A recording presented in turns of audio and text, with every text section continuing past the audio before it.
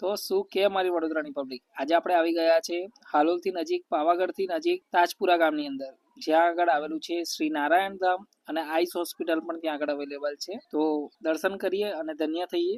ચલો. અહીંયાનું જે આશ્રમ છે તે નારાયણ બાપુએ ખૂબ જ સંઘર્ષ કરીને બનાવ્યું હતું, અને જે આશ્રમ છે તે ખૂબ જ શાંતિમય અને એકદમ પ્રફુલ્લિત વાતાવરણની અંદર છે. અહીંયા તમને કંઈક અલગ જ શક્તિનો અનુભવ થશે. લાઈફમાં એક વખત તો અહીં આગળ જરૂરથી વિઝિટ કરવી જોઈએ, અને જો તમે એક વખત આવશો તો વારંવાર આવશો, એ આપણી ગેરંટી છે ભાઈ. અહીંયા આગળ શ્રી નારાયણ બાપુના બધા જ ફોટોઝ અને જે સ્ટોરી છે તે ડિસ્પ્લે કરેલી છે, તો તમે ત્યાં આગળ જઈને વધારે અનુભવ કરી શકો છો. અમને તો અહીંયા આગળ ખૂબ જ શાંતિને એક અલૌકિક શક્તિનો અનુભવ થયો અને ખૂબ જ સરસ લાગ્યું. ત્યારબાદ એમના અમે બેડરૂમમાં ગયા, ત્યાં આગળ પણ ખૂબ જ સરસ ફોટો લગાવેલા હતા બાપુના, તે દર્શન કર્યા. દર્શન કરીને અમે તો ધન્ય થયા. આશ્રમને વિઝિટ કર્યા પછીની જે અમારી ખુશી હતી એ તમે જોઈને સમજી જ શકો છો કે કેટલી ખુશી હતી.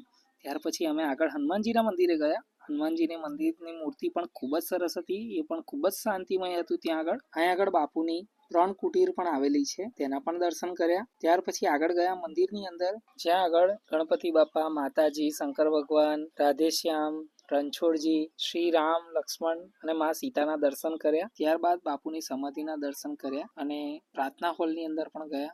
ત્યાં પણ ખૂબ જ શાંતિ હતી અને ખૂબ જ મોટો પ્રાર્થના હોલ હતો. ત્યારબાદ અમે પ્રસાદી લેવા માટે, રામ રોટી લેવા માટે આગળ ગયા, અને પ્રસાદીનો જે ટેસ્ટ હતો તે ખૂબ જ સરસ હતો. તમે કેટલું પણ ફાસ્ટ ફૂડ કે કંઈ પણ ખાધું હશે, પણ અહીં જેવો ટેસ્ટ તમને બીજે કશે જ નહીં મળે. ત્યારબાદ ભેટ લખાયા પછી દાદાને જય નારાયણ કીધા પછી અમે રજા લીધી.